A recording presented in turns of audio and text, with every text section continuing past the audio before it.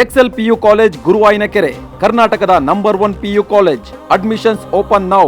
ಯಾವ ಕದನ ವಿರಾಮಕ್ಕೆ ಇಡೀ ವಿಶ್ವವೇ ಕಾಯ್ತಾ ಇತ್ತು, ಆ ಒಂದು ಕದನ ವಿರಾಮ ಈಗ ಮಧ್ಯಪ್ರಾಚ್ಯ ಯುದ್ಧಕ್ಕೆ ಸಂಬಂಧಪಟ್ಟಂತೆ ಈಗ ಜಾರಿಯಾಗಿರುವಂಥದ್ದು. ಆದರೆ ಇದು ತಾತ್ಕಾಲಿಕವಾಗಿ ಅಮೆರಿಕ ಹಾಗೂ ಇರಾನ್ ನಡುವೆ 2 ವಾರಗಳ ಕದನ ವಿರಾಮ ಘೋಷಣೆಯಾಗಿದೆ. ಈ ಮೂಲಕ 40 ದಿನಗಳ ಕಾಲದಿಂದ ನಡೀತಾ ಇದ್ದಂಥ ಘನಘೋರ ಯುದ್ಧಕ್ಕೆ ಒಂದು ತಾತ್ಕಾಲಿಕ ಅಂತ್ಯ ಬಿದ್ದಂತಾಗಿದೆ. ಇವತ್ತು ಭಾರತೀಯ ಕಾಲಮಾನದ ಪ್ರಕಾರ ಬೆಳಗ್ಗೆ 5:30ಕ್ಕೆ ಡೊನಾಲ್ಡ್ ಟ್ರಂಪ್ ಅವರು ಕೊಟ್ಟಂತಹ ಡೆಡ್ ಲೈನ್ ಅಂತ್ಯವಾಗ್ತಾ ಇತ್ತು. ಅಲ್ಲಿನ ಕಾಲಮಾನ ಅಂತಂದ್ರೆ ರಾತ್ರಿ 8 ಗಂಟೆ. ಆದರೆ ಅದಕ್ಕೂ 1 ಗಂಟೆಗೂ ಮುಂಚಿತವಾಗಿಯೇ ವೈಟ್ ಹೌಸ್ ಒಂದು ಅಧಿಕೃತ ಮಾಹಿತಿಯನ್ನ ಕೊಟ್ಟಿದೆ.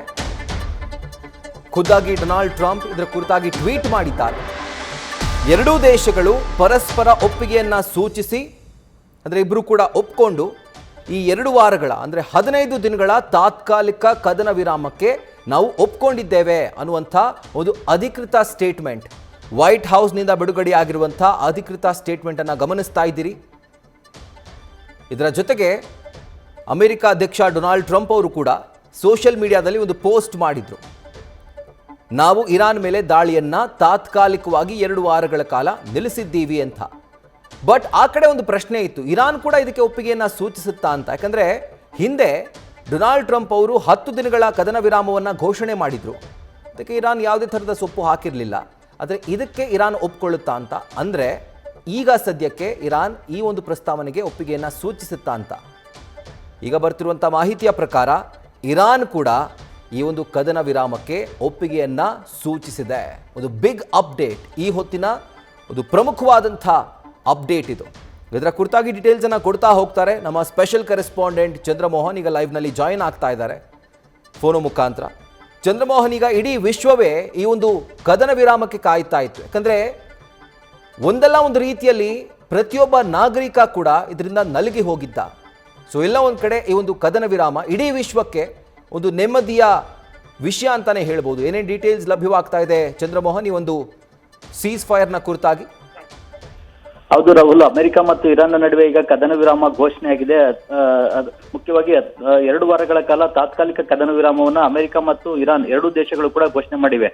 ಅಮೆರಿಕ ಘೋಷಣೆ ಮಾಡೋದಷ್ಟೇ ಅಲ್ಲದೆ ಇರಾನ್ ಕೂಡ ಈ ಕದನ ವಿರಾಮವನ್ನ ಘೋಷಣೆಯನ್ನ ಮಾಡಿದೆ ಮತ್ತು ಕದನ ವಿರಾಮ ಜಾರಿಗೆ ಇರಾನ್ ಕೂಡ ಒಪ್ಪಿಗೆಯನ್ನ ಕೊಟ್ಟಿದೆ. ಇರಾನ್ನ ವಿದೇಶಾಂಗ ಸಚಿವ ಅಬ್ಬಾಸ್ ಅರ್ಗಾಚಿ ಅವರು ಕೂಡ ಅಧಿಕೃತವಾಗಿ ಟ್ವೀಟ್ ಮೂಲಕ ನಾವು ಕೂಡ ಕದನ ವಿರಾಮಕ್ಕೆ ಒಪ್ಪಿಗೆ ಕೊಟ್ಟಿದ್ದೇವೆ, ಆದ್ರೆ ನಮ್ಮ 10 ಪಾಯಿಂಟ್ಗಳ ಬಗ್ಗೆ ಚರ್ಚೆ ಆಗ್ಬೇಕು ಅನ್ನೋ ಒಂದು ಬೇಡಿಕೆಯನ್ನು ಅಮೆರಿಕದ ಮುಂದೆ ಇಟ್ಟಿದ್ದಾರೆ. ಈ ಬಗ್ಗೆ ಮಾತುಕತೆಯನ್ನು ಕೂಡ ಈಗ ಮಾತುಕತೆ ನಡೆಸಲಿಕ್ಕೆ ದಿನಾಂಕವನ್ನು ಕೂಡ ನಿಗದಿಪಡಿಸಲಾಗಿದೆ. ಏಪ್ರಿಲ್ 10ರ ಶುಕ್ರವಾರ ಪಾಕಿಸ್ತಾನದ ಇಸ್ಲಾಮಾಬಾದ್ ನಲ್ಲಿ ಇದ್ರ ಬಗ್ಗೆ ಮಾತುಕತೆ ನಡೆಯುತ್ತೆ. ಮುಖ್ಯವಾಗಿ ಈಗ ಅಮೆರಿಕದ ಮುಂದೆ 10 ಬೇಡಿಕೆಗಳನ್ನ ಇರಾನ್ ಇಟ್ಟಿದೆ, ಅವುಗಳ ಬಗ್ಗೆ ಈಗ ಮಾತುಕತೆ ನಡೆಯುತ್ತೆ. ಈಗ ಕಳೆದ ಫೆಬ್ರವರಿ 28ರಿಂದಲೂ ಕೂಡ ಅಮೆರಿಕ, ಇರಾನ್ ಮತ್ತು ಇಸ್ರೇಲ್ನ ಮಧ್ಯೆ ಈ ಒಂದು ಯುದ್ಧ ನಡೀತಾ ಇದರಿಂದಾಗಿ ಜಗತ್ತಿನಲ್ಲಿ ಸಾಕಷ್ಟು ಅಲ್ಲೋಲ ಕಲ್ಲೋಲದ ಪರಿಸ್ಥಿತಿ ನಿರ್ಮಾಣ ಆಗಿತ್ತು. ಒಂದ್ ಕಡೆಯಲ್ಲಿ ಕಚ್ಚಾ ತೈಲದ ಬೆಲೆ ಏರಿಕೆ ಆಗಿತ್ತು, ಜೊತೆಗೆ ಗ್ಯಾಸ್ನ ಅಭಾವ ಕೂಡ ಉಂಟಾಗಿತ್ತು. ಹೊರ್ಮುಜ್ ಜಲಸಂಧಿಯನ್ನ ಇರಾನ್ ಇದ್ದಕ್ಕಿದ್ದಂತೆಯೇ ಬಂದ್ ಮಾಡಿತ್ತು. ಹೊರ್ಮುಜ್ ಜಲಸಂಧಿಯನ್ನೇ ತನ್ನ ರಕ್ಷಣೆಗೆ ಅಸ್ತ್ರವನ್ನಾಗಿ ಇರಾನ್ ಕೂಡ ಬಳಸ್ಕೊಂಡಿತ್ತು.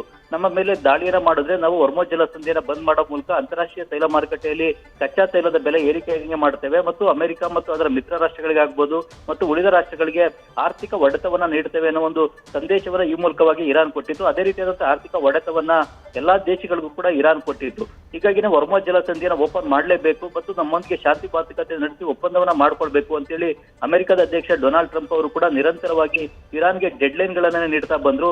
ಮಾರ್ಚ್ 22ರಿಂದಲೂ ಕೂಡ ಡೆಡ್ ಲೈನ್ ಗಳನ್ನ ನೀಡ್ತಾ ಬಂದ್ರು. ಮೊದಲಿಗೆ 48 ಗಂಟೆಗಳ ಡೆಡ್ ಲೈನ್ ಅನ್ನ ಕೊಟ್ಟರು, ಆದ್ರೆ ಆ ಡೆಡ್ ಲೈನ್ ಕೂಡ ಇರಾನ್ ಜಗ್ಲಿಲ್ಲ, ಬಗ್ಲಿಲ್ಲ. ಹೀಗಾಗಿ ಈಗ ಒಂದು ಡೆಡ್ ಲೈನ್ ಗಳನ್ನ ನಿರಂತರವಾಗಿ ವಿಸ್ತರಣೆ ಕೂಡ ಮಾಡ್ಕೊಳ್ತಾ ಬಂದ್ರು. 48 ಗಂಟೆಗಳ ಡೆಡ್ ಲೈನ್ 408 ಗಂಟೆಗಳ ಡೆಡ್ ಲೈನ್ ಆಗೂ ಕೂಡ ಪರಿವರ್ತನೆ ಆಯಿತು. ಅಂತಿಮವಾಗಿ ಈಗ ಇರಾನ್ ಮತ್ತು ಅಮೆರಿಕದ ಮಧ್ಯೆ ಕದನ ವಿರಾಮ ಘೋಷಣೆ ಆಗಿದೆ. ಇದಕ್ಕೆ ಈಗ 2 ದೇಶಗಳು ಕೂಡ ಒಪ್ಕೊಂಡಿವೆ. ಮುಂದಿನ 15 ದಿನಗಳ ಕಾಲ ತಾತ್ಕಾಲಿಕವಾದಂತಹ ಕದನ ವಿರಾಮವನ್ನ 2 ದೇಶಗಳು ಕೂಡ ಘೋಷಣೆಯನ್ನ ಮಾಡಿವೆ. ಈ ಅವಧಿಯಲ್ಲಿ ಅಮೆರಿಕ ಮುಖ್ಯವಾಗಿ ಗಲ್ಫ್ ರಾಷ್ಟ್ರಗಳ ವಾಯುನೆಲೆಗಳಿಂದ ಯಾವುದೇ ದಾಳಿಯನ್ನ ಇರಾನ್ನ ಮೇಲೆ ನಡೆಸೋದಿಲ್ಲ, ಇರಾನ್ ಕೂಡ ಗಲ್ಫ್ ರಾಷ್ಟ್ರಗಳ ಮೇಲೆ ದಾಳಿಯನ್ನ ನಡೆಸೋದಿಲ್ಲ.